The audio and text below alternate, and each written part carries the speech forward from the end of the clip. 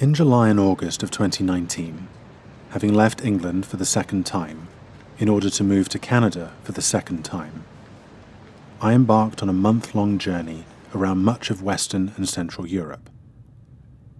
Had my decisions in the preceding 5.5 years been different, I might already have gone to many of these countries for short breaks, the weekends abroad that are normally only the cost of a 2-hour flight away. As it was, I hadn't been to the vast majority of European cities, so I decided to combine as many as I could into 27 days before returning to Canada to begin a new chapter of my life. It was a wonderful trip, possibly the best I've ever been on, and I feel very fortunate to have been able to do so. That thought, that one of gratitude at having been able to take so wonderful a trip, feels particularly relevant a year later. None of us could have known the myriad strifes that would befall us in 2020. Nothing could have prepared us for the heady mixture of a global pandemic, mass demonstrations protesting institutionalized racism against black people, and an economic downturn that may yet make the crises of the 1930s, 1980s, and 2010s pale in comparison. Of course, it would be entirely reasonable to say that we should have been prepared to deal with them one at a time, or indeed that we should have dealt with them much, much earlier. But the fact is we weren't. We weren't ready. There is a time and a place to ruminate on all of those things, but for me, that isn't now. Not at this precise second, anyway. No, instead I am watching this view from the end of July last year, from the Mercifully, a footbridge in Salzburg, Austria. I've always loved sunsets. I love how beautiful they are. I love the colours in the sky and how they change, blending into ever richer versions of themselves and then discovering new hues.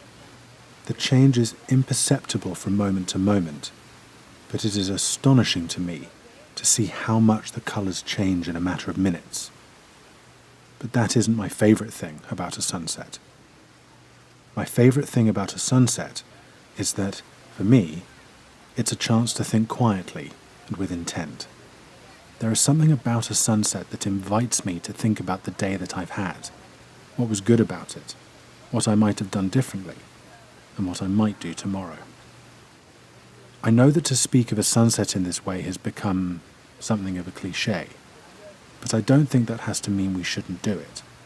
It doesn't lessen the impact of an individual sunset, and describing views like this as beautiful and moving is about as innocuous and pleasurable as clichés get.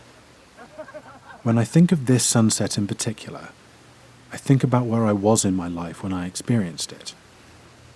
I don't mean specifically that I was standing on a bridge in Salzburg. I mean how I had left England behind for a second time, how this time it was different because I had chosen to do so instead of emigrating as a child because my parents had decided to move our family to the other side of the world. I mean how I was visiting countries to which I'd never been, tasting foods I had never tasted, hearing, and occasionally attempting to speak, languages different from my own. I mean how much I was thinking about the new life I wanted to create for myself in Canada, in Vancouver, a city I had visited but did not know. Much like the river beneath me as I stood on that bridge, flowing as it was with the speed and force brought on by heavy rains earlier that day, my life was mixing and mingling, breaking apart and recombining, crashing against itself as it barreled on ineluctably towards its destination, with untold and unknowable change happening beneath its surface. Such change to one's life is exciting and scary, but if this beautiful sunset after a grey and rainy morning isn't a perfect metaphor for what I hope my life can become, I can't think of a better one. The Mercifully Bridge has a claim to fame other than this view. Across almost its entire length, uncountable locks are fastened. Each of these locks is emblazoned or engraved by people who love each other.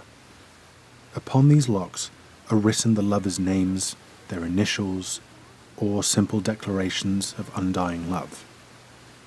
Those locks are still there, mercifully unchanged by the present time.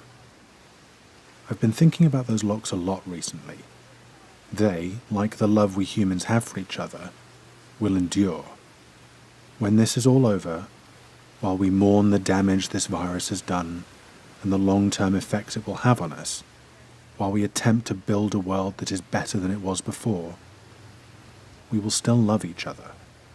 In the face of the tempest in which we are currently living, remembering the capacity humans have for love is a comfort greater than any I can think of. Right now, I would like little more than to be in one of those cities. I want to hear groups of friends laughing. I want to hear the clattering of plates and cutlery as delicious food is prepared in the kitchen of a restaurant filled to capacity with chattering patrons. I want to be able to attend a concert among hundreds of people unironically enjoying the music we came to hear. I want to walk down a street with no mask on my face and with no one afraid of a microbial threat. I want to spend time with friends and family and talk of something other than the perilous present. But it's 2020, and, at least for the time being, that world does not exist. I hope it will again, and my goodness, I hope it will soon. For now, I shall continue to watch this beautiful sunset.